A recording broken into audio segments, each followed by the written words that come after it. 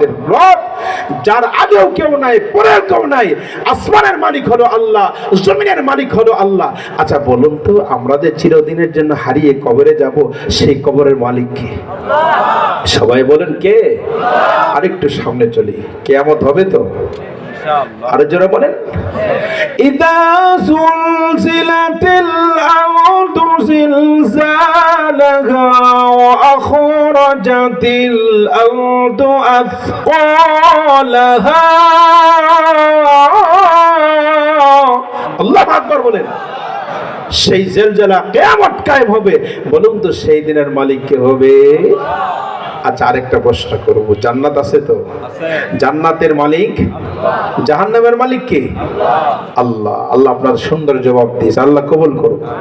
এই জন্য আল্লাহকে চিনুন। যেটা বলেন, কাকে চিনবো আমরা? আল্লাহকে চিনুন, আল্লাহকে চিনুন, আল্লাহকে আপনি নিয়ে ভাবুন। হ্যাঁ, সুতরাং আল্লাহ ছাড়া কোনো উপায় নেই।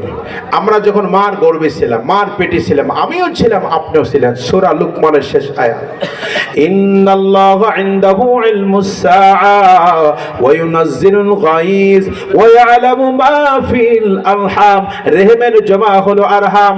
আল্লাহ বলে, বান্দা ইয়ালামু, আমি জানি, আমি জানতাম। বলে, বান্দা তুমি যখন তোমার মার গর্ভে ছিলা, যখন তুমি তোমার মার পেটে ছিলা, অন্ধকারের অবস্থান করেছিলা, ওই জায়গায় দুনিয়ার কেউ জানতো না। জানতেন হলেন তিনি কে? আল্লাহ।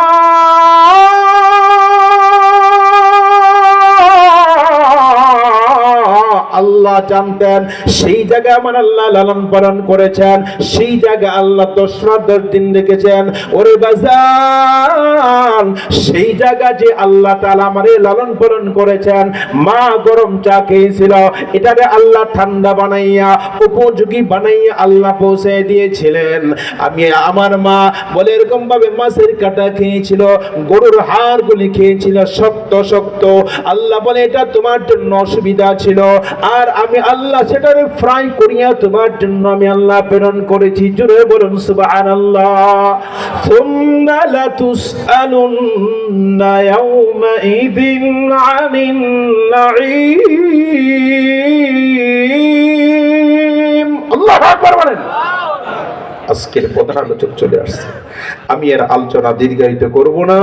আল্লাহ পাক সবাইকে যে কথাগুলি বলা হলো, সবাইকে মওত পর্যন্ত আমলের জন্য কবুল করেন। আসসালামু আলাইকুম ওয়া রাহমাতুল্লাহি ওয়া বারাকাতুহু।